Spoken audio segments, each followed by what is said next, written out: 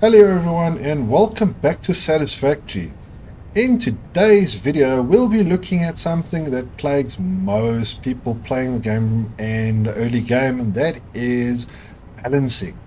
Now if what you see in front of you looks familiar, this is most likely because this is how you would have built something like this. You've got your miners, they're outputting stuff and it's going in a conveyor belt, and then it does this, and you end up with something that looks very similar to this.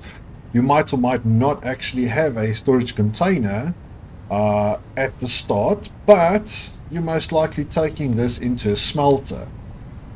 Now, the inherent flaw in this whole system is that it becomes very unbalanced the longer you play, because this smelter here might be producing iron ingots at a decent rate, but further down the line, those same iron ingots are being used up way faster than it should. Now, the same with this. Now, if we've got 3 of these producing iron ingots as they are, it means that if this one is being used up more faster than it, if down the line you've got the factory using a lot more of this, and barely using this, you are really inefficient, and this is then where you start running into balancing issues. Now luckily there is a very quick and easy fix for this, and this is right here in the back here. So what I've got here is the splitter. Now if you look at your build menu, you'll find the splitter under your logistics right at the bottom. You've got your conveyor splitter and your conveyor merger. So what you would want to do right in the start is, I've basically just built 4 of these smelters just to show you as well. I'm going to take away these ones because we don't need them anymore. We are rebuilding this whole setup, and I'm going to show you exactly how to easily get this whole setup completely and utterly balanced.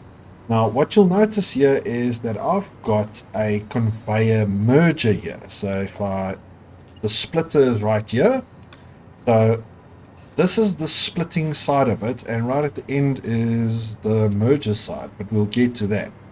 So the correct way of doing this would be having all of these combine into one line. So that is where we will be building our conveyor merger. Now we've got 3 lines currently here, but right at the back there you'll see I've got another line coming in. Now the easiest way to do this is using multiple conveyor mergers. We'll just put down 2 conveyor mergers because that is all we need for now, and then we'll just put a conveyor merger right here. So what we'll do now is we'll physically just take this guy, we'll add him to there. We'll take this guy, we'll add him to there.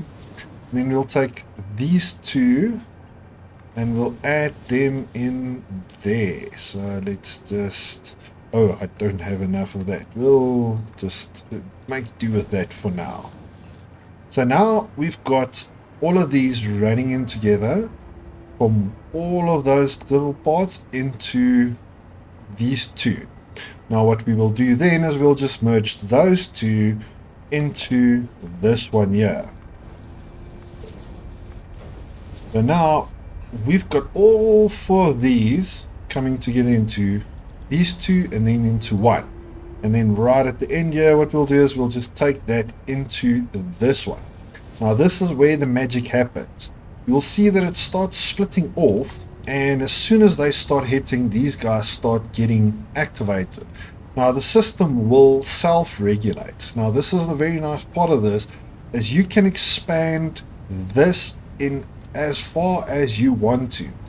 If you've got a very steady input, it means that you can expand this and keep on going and just make this side of your factory a lot bigger. But what we're also doing here in the back is we are merging all of these outputs into one again. So we've got all the inputs merging into one here, and that starts feeding in, and you'll see it auto balances after a while, because this one will start filling up, the conveyor will fill up, this conveyor will fill up, and so it goes on. So you will always have the minimum amount that you can run, but as the system fills up and backlogs, you can add more and more and more. And the same happens with your output. Now you've got your output looking like this, and you can see it's already backing up pretty fast. There we've got our first backlog there, and now it's just going to auto balance itself out. Now I can take this into a factory. So I now have a ton of these guys, and let's say I wanted to make nails.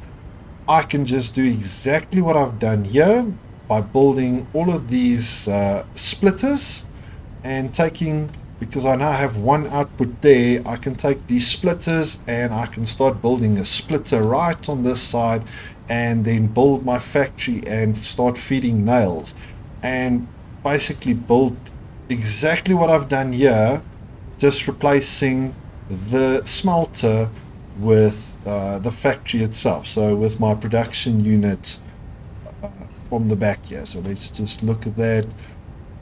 So if I take my constructor, I can now take exactly, I could replace all of my smelters, the exact same setup here, and just put down a whole bunch of these constructors and all the way down the line and replicate exactly what I've got here. So I would suggest right at the start doing something like this. It just means that you've got a very nice clean setup, apart from that spaghetti there in the back, but you then have a very clean setup and an easy way to expand this whole setup, because I can expand the smelters, I can expand my assemblers on this, and so forth and so forth.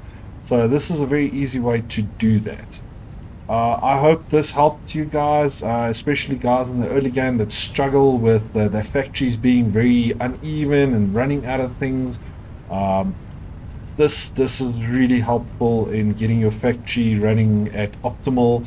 There is better ways of doing this by building manifolds, but right at the start, this is the better way to go. I hope this video helps some of you guys. If you like what you saw, hit that like button. If you want to see more of this, hit the subscribe. Until next time, this is Zombie Vega. Bye.